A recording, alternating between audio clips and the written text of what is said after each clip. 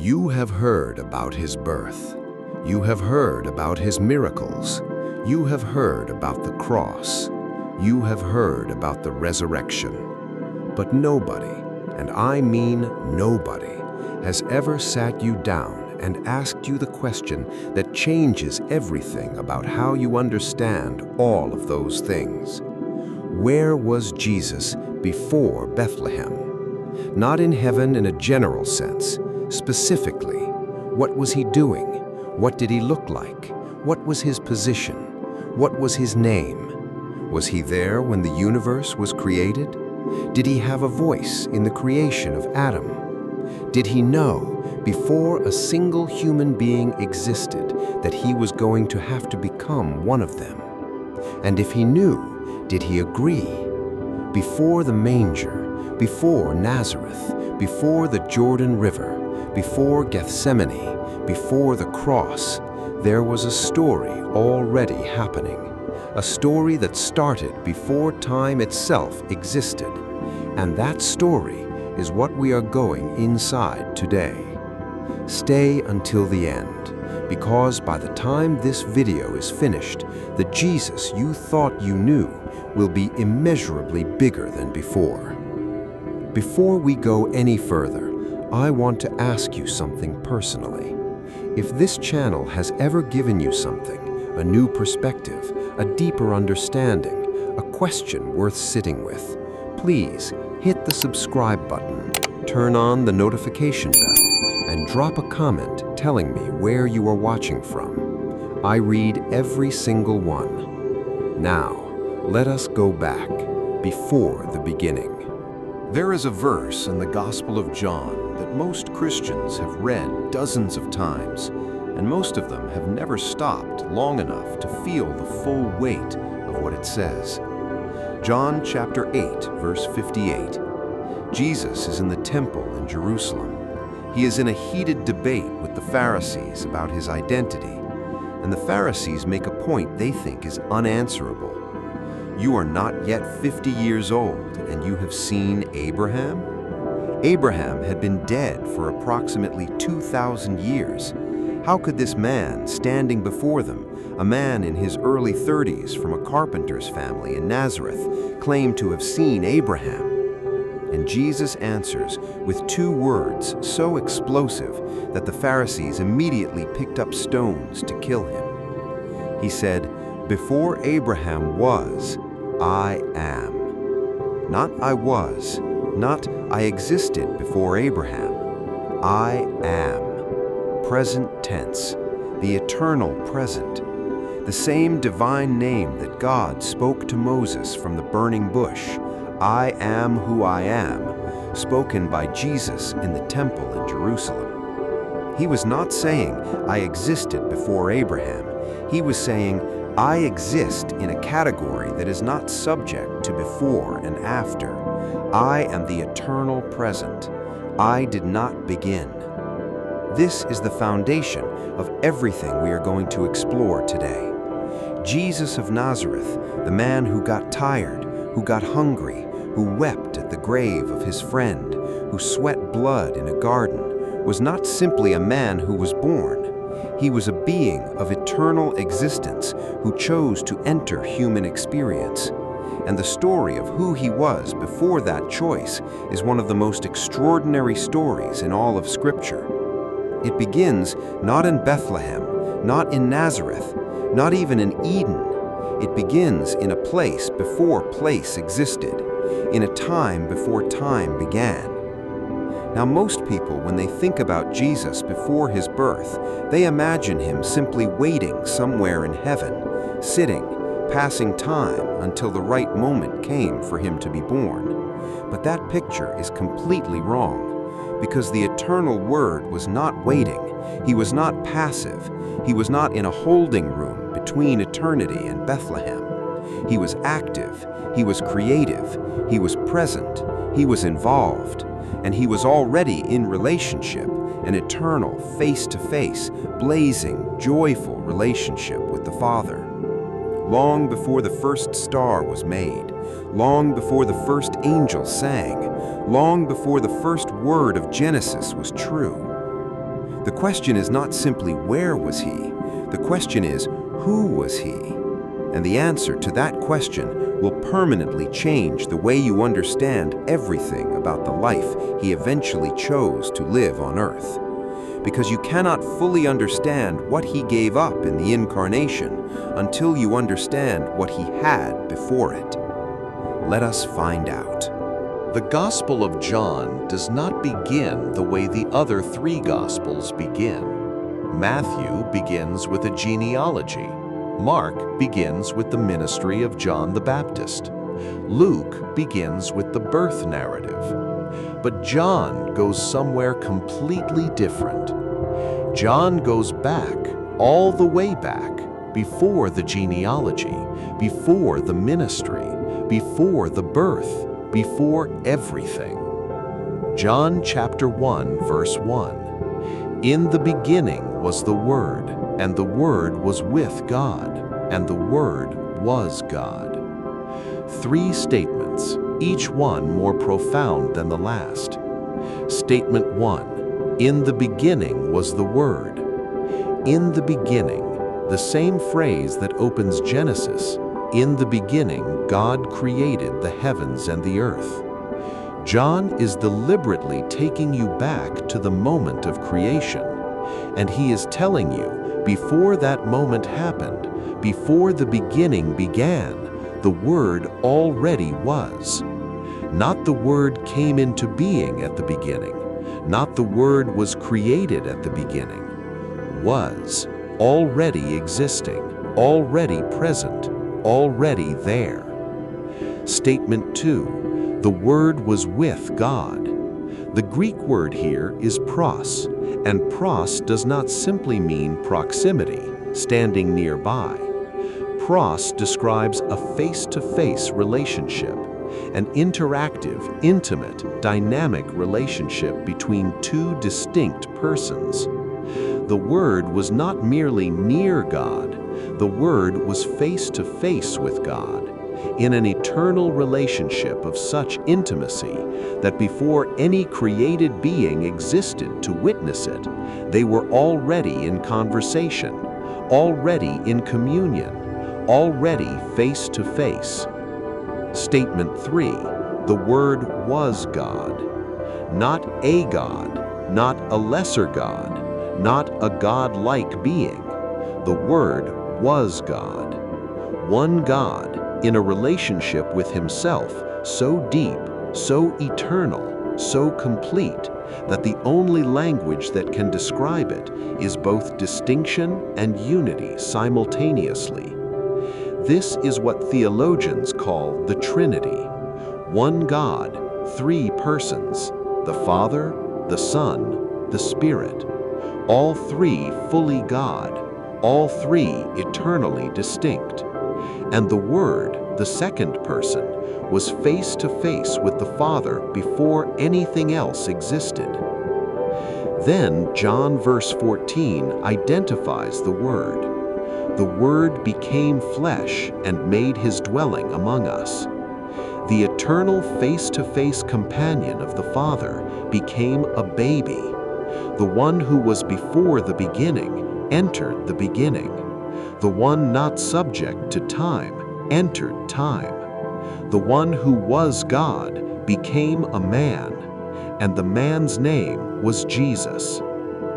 This means everything Jesus did during His earthly ministry, the miracles, the teaching, the death, the resurrection, was not the whole story of who He was. It was the most recent chapter of a story that had been going on for eternity.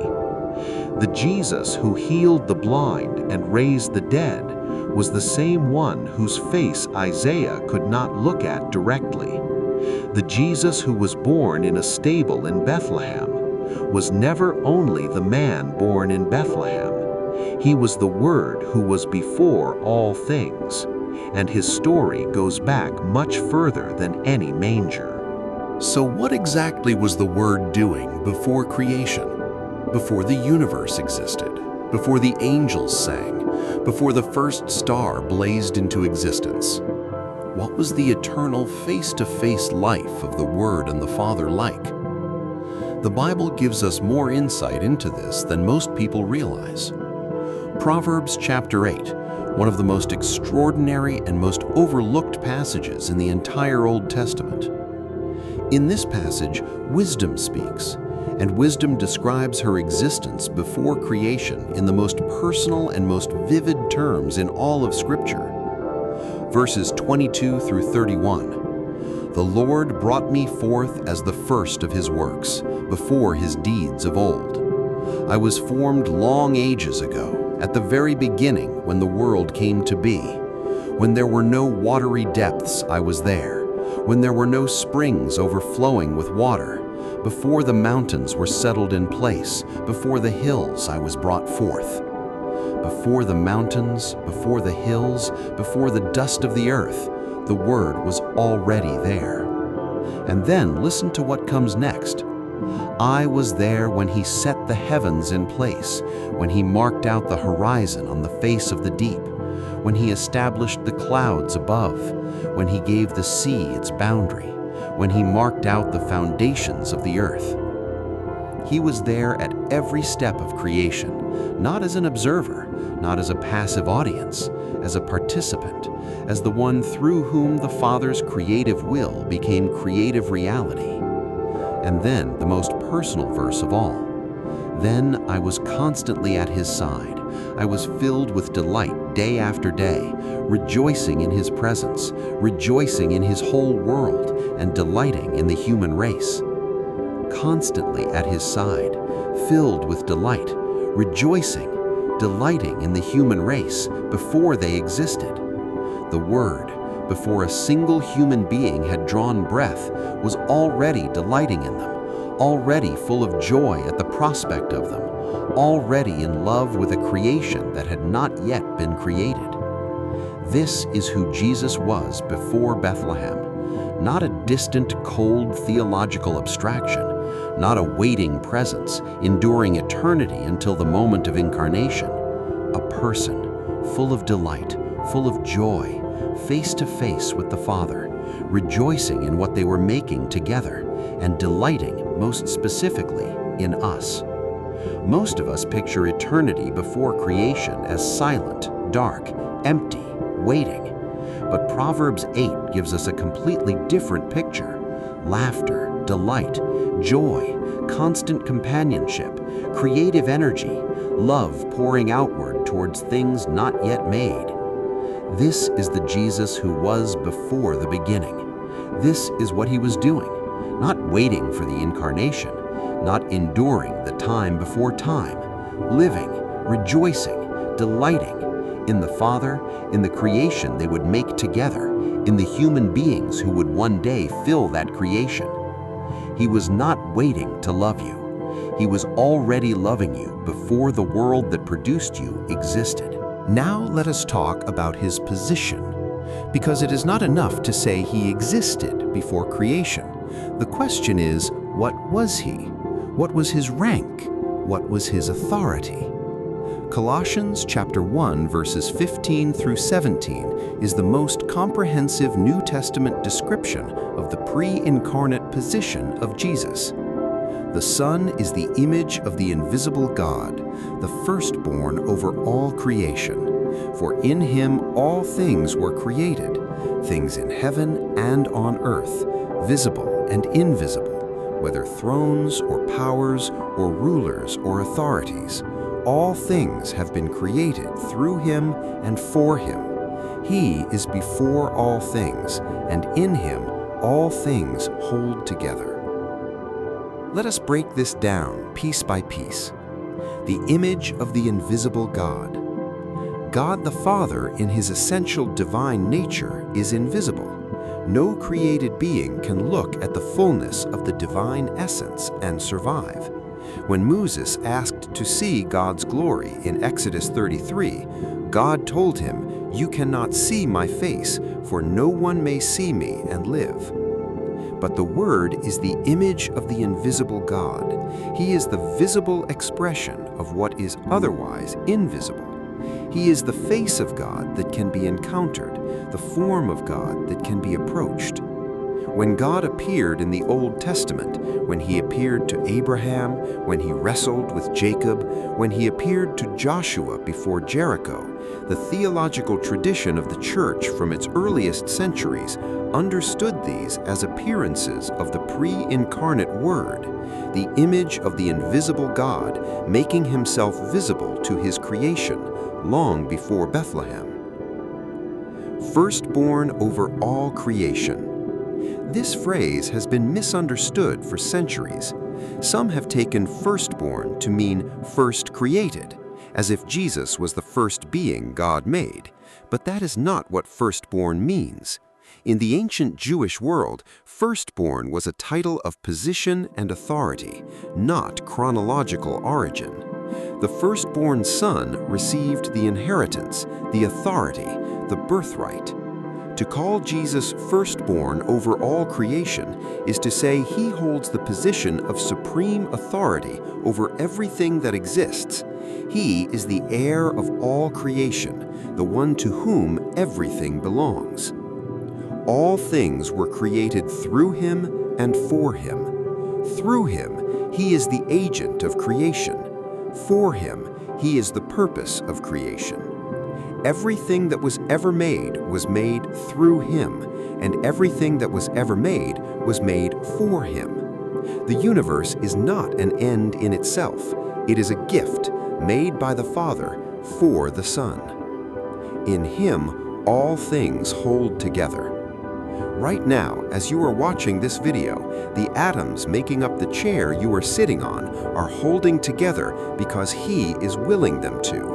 The nuclear forces binding every atom in the observable universe are sustained by his active will. He is not just the creator, he is the ongoing sustainer. This was his position before Bethlehem, not a waiting room, not a passive standby, the active, creative, sustaining center of all that exists. The image of the invisible God, the firstborn over all creation, the one through whom and for whom everything was made, the one in whom all things hold together. Here is a question that most Bible teachers never ask. What did he look like before the incarnation, before the human body, before the olive-skinned Jewish man from Nazareth? What was the form of the pre-incarnate Word? The Bible gives us several extraordinary windows into this. The Transfiguration, a glimpse behind the curtain. In Matthew chapter 17, Jesus takes Peter, James, and John up a high mountain, and something happens that the disciples had never seen before and would never see again during his earthly ministry. Matthew 17 verse 2, there he was transfigured before them. His face shone like the sun, and his clothes became as white as the light. His face shone like the sun, not like a candle, not like a torch, like the sun, the most intense natural light source in the solar system. This was not a change into something new. This was a revelation of something that had always been there, hidden beneath the ordinary human appearance. The Transfiguration was not Jesus becoming something different. It was the human form becoming momentarily transparent, so that what was always underneath could be briefly seen. The blazing, sun-like glory of the eternal Word breaking through the surface of his humanity for a few moments, while 3 terrified disciples fell on their faces. The vision of Isaiah. Isaiah chapter 6, verse 1. In the year that King Uzziah died, I saw the Lord high and exalted, seated on a throne, and the train of his robe filled the temple. Seraphim, the burning ones, flying above the throne, each with 6 wings, 2 covering their faces, because even these blazing supernatural beings could not look directly at the one on the throne. And they called to one another, Holy, holy, holy is the Lord Almighty. The whole earth is full of his glory. And the doorposts shook, and the temple filled with smoke. Now here is something extraordinary that most people have never seen. John chapter 12, verse 41. John is reflecting on Isaiah's vision, and he writes, Isaiah said this because he saw Jesus' glory and spoke about him. Isaiah saw Jesus' glory. The throne, the seraphim, the holy, holy, holy, the doorposts shaking, was a vision of the pre-incarnate Jesus. The one who would one day wear a crown of thorns was the one the seraphim could not look at directly. And then there is Revelation chapter 1. The Apostle John, exiled on the island of Patmos, is given a vision of the risen and ascended Jesus. Revelation 1, verses 13 through 16. His face was like the sun, shining in all its brilliance. His eyes were like blazing fire. His feet were like bronze glowing in a furnace. His voice was like the sound of rushing waters. John fell at his feet as though dead. This is who Jesus always was. This is who he was before the manger. This is the glory he laid aside, temporarily, to be born in a stable. The one whose face the seraphim could not look at chose to wear a face that children could touch. That is the measure of what the incarnation cost. Was Jesus involved in the creation of the universe? Not just present, not just watching, actually involved. The answer, when you gather the evidence across Scripture, is so consistent and so comprehensive that it leaves no room for doubt. Genesis 1, verse 26, Then God said, Let us make mankind in our image, in our likeness. Let us. God is speaking, but he is using a plural. Let us make, in our image, in our likeness. The ancient Jewish rabbis debated who God was speaking to. Some suggested the angels, but angels were never said to be in God's image, and humanity was specifically created in God's image. The Christian understanding, grounded in the full revelation of Scripture, is that this is the Trinity in conversation. The Father saying to the Word and the Spirit, Let us make mankind in our image. The creation of humanity was a collaborative act, and the Word, the one who would one day become human, was part of the conversation that decided to make humans. John chapter 1, verse 3, Through him all things were made. Without him nothing was made that has been made. All things. Without him, nothing. This is absolute. Everything that was ever created was created through the Word. Hebrews chapter 1, verse 2, God made the universe through his Son. The Father's instrument of creation was the Son. When the Father said, Let there be light, it was through the Word that the creative command became creative reality. Hebrews chapter 1, verse 10, quoting Psalm 102 and applying it directly to Jesus. In the beginning, Lord, you laid the foundations of the earth, and the heavens are the work of your hands. The foundations of the earth, the work of his hands. The hands that would one day be nailed to a cross were the same hands that laid the foundations of the earth. Now let us go to something even more specific. Genesis chapter 2, verse 7. Then the Lord God formed a man from the dust of the ground and breathed into his nostrils the breath of life, and the man became a living being. The Hebrew word for formed here is yatsar, the word used for a potter shaping clay, a hands-on, intimate, careful act of craftsmanship. And then breathed into his nostrils, mouth to mouth, face to face. The first breath of the first human being came directly from the divine breath of God. And the theological question that this raises is this: which person of the Trinity breathed into Adam's nostrils? Given everything we know from Colossians 1 that all things were made through the Son, the ancient Christian tradition has understood that the hands that shaped Adam were the hands that would one day be pierced for him. The one who breathed life into the first human being was the same one who would one day breathe his last on a cross to give that life back. He was not a spectator at creation.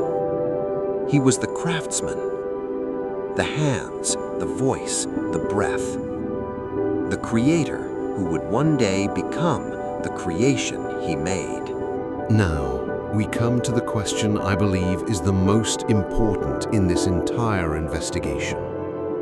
Did Jesus know before the creation of the world that he was going to come down, that he was going to leave the eternal blazing glory of the divine realm, enter a human womb, be born in a stable, live a human life, and die on a cross? Did he know? And if he knew, did he agree? The answer to both questions is yes. And the evidence is so clear and so deliberately placed throughout Scripture that I believe God wanted this truth to be unmissable. Revelation chapter 13, verse 8. This verse describes Jesus as the Lamb who was slain from the creation of the world, before the foundation of the world. The cross did not happen to Jesus. The cross was decided, agreed upon before the universe existed, before the first star blazed, before Adam was formed from the dust, before any of the events that made the cross necessary had occurred. The decision had already been made. The Lamb was already slain in the eternal purposes of God, in the eternal agreement of the Son. 1 Peter chapter 1, verses 19 and 20. With the precious blood of Christ, a lamb without blemish or defect. He was chosen before the creation of the world, but was revealed in these last times for your sake. Chosen before the creation of the world, revealed in these last times. Two distinct moments, the choosing in eternity before creation, the revealing in history at Bethlehem. Between those two moments, the Word carried the knowledge of what was coming. Through every act of creation, through every pre-incarnate appearance, He carried it. He knew. Now listen to this. John chapter 17, verse 5. The night before the crucifixion, Jesus is praying, and He says, "Father, glorify me in your presence with the glory I had with you before the world began." The glory I had with you before the world began. Jesus in a garden on the worst night of his human life is remembering what eternity felt like, remembering the blazing face-to-face glory of the pre-incarnate relationship with the Father, remembering what he laid aside to be here and asking, after this is done, give it back. This prayer is evidence that Jesus retained the memory of eternity throughout his human life. He knew where he had come from, he knew what he had left, and he chose to stay in the human experience through every moment of hunger and tiredness and grief and agony until the mission was complete. Philippians chapter 2, verse 7. He made himself nothing by taking the very nature of a servant, being made in human likeness. He made himself nothing. The Greek word is ekenosein. He emptied himself. This was not something done to him, it was something he chose. I want to try to take you into something that the Bible points toward, but does not fully describe. The moment the Word said yes. Before the universe existed, before humanity was created, before the fall, before any of the events that would make the cross necessary, there was a conversation in the eternal realm, a conversation between the Father and the Son and the Spirit. And in that conversation, the full arc of human history was laid out: the creation, the fall, the corruption, the flood, the patriarchs, the law, the prophets, and the moment when the only solution to the problem of human sin would require the Word Himself to become what He had made, to enter the limitation, to take on the mortality, to bear the corruption of a humanity that was His own creation. And the Word said yes, not reluctantly, not under compulsion, but with the same delight that Proverbs 8 describes, rejoicing in His presence, delighting in the human race. The yes of the Word before creation was an act of love so comprehensive, so eternal, so completely unforced that it redefines everything we think we know about the nature of love. We love because it feels good. We love when it costs something manageable. We love when the object of our love is lovable. But the Word loved humanity before they existed, before they had done anything to deserve it, before they had shown any worthiness that normally precedes love. He loved what did not yet exist. He agreed to die for what had not yet been born. He chose the cross before the tree that would become the cross had grown.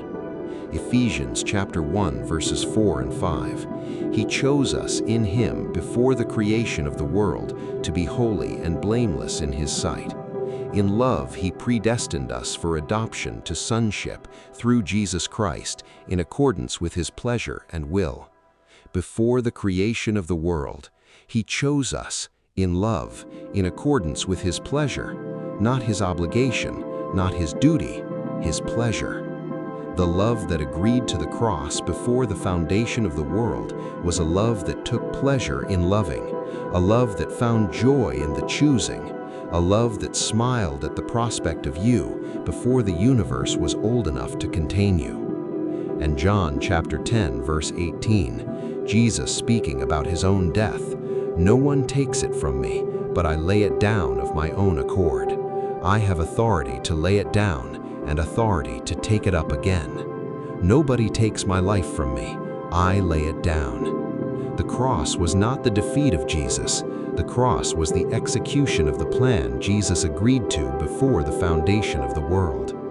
The yes that was spoken in eternity held through every moment of the incarnation, all the way to the moment it was finally spoken on earth. Tetelestai, it is finished. The eternal yes, finally completed, in time. Here is something that will completely change how you read your Old Testament. Jesus was not absent from its pages. He was visiting long before Bethlehem, long before Gabriel appeared to Mary. The pre-incarnate Word was appearing to people throughout the Old Testament in what theologians call Christophanies, pre-incarnate appearances of Christ. And when you identify them, you realize He was far more present in the Old Testament story than most people have ever understood. Throughout the Old Testament, a figure appears called the Angel of the Lord. But this is no ordinary angel. When this figure appears, people do not simply receive a message and move on. They worship. They believe they have seen God Himself.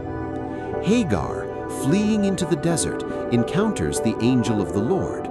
After the encounter, she says, Genesis 16, verse 13, "You are the God who sees me." Not "you are a messenger from God," "you are God." Jacob, after wrestling through the night with a mysterious figure, limps away saying, Genesis 32, verse 30, "I saw God face to face, and yet my life was spared."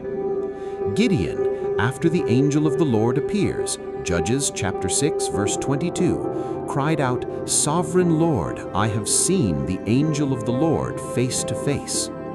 In every case, the response is not the response you would have to an ordinary messenger. It is the response you would have to God Himself. The angel of the Lord in the Old Testament was the pre-incarnate Word, the visible, approachable, face-to-face form of the invisible God, coming to His creation long before Bethlehem. The burning bush. Exodus chapter 3, Moses and the burning bush.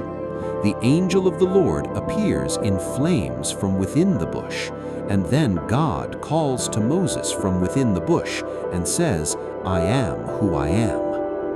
The angel of the Lord is the Lord himself, and the Lord who called to Moses from the bush was the pre-incarnate Word, the same one who would say to the Pharisees in Jerusalem, "Before Abraham was I am."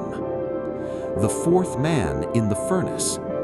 Daniel chapter 3, Shadrach, Meshach, and Abednego in the blazing furnace. Nebuchadnezzar looks in and sees 4 men walking freely, and the fourth, he says, looks like a son of the gods. The pre-incarnate Word stepping into the furnace to walk with his people, long before he would step into human flesh to walk with his people in an even more complete way. The commander before Jericho. Joshua chapter 5, on the eve of the Battle of Jericho. Joshua looks up and sees a man standing before him with a drawn sword.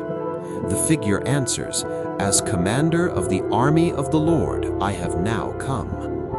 Joshua falls face down in reverence. The figure says, "Take off your sandals, the place where you are standing is holy." The same word spoken to Moses at the burning bush. He was not waiting in heaven while these stories unfolded. He was in them, appearing, speaking, walking, present. Before Bethlehem, he was already there. Now let us stand at the threshold between eternity and time, between the blazing face-to-face glory of the pre-incarnate Word and the moment Mary said yes to Gabriel. The distance between these two realities is almost impossible to comprehend. On one side of the threshold, the Word, the image of the invisible God, the firstborn over all creation, the one through whom all things were made, the one in whom all things hold together, the one whose face shines like the sun, whose eyes blaze like fire, whose voice sounds like rushing waters, before whom seraphim cover their own faces with their wings.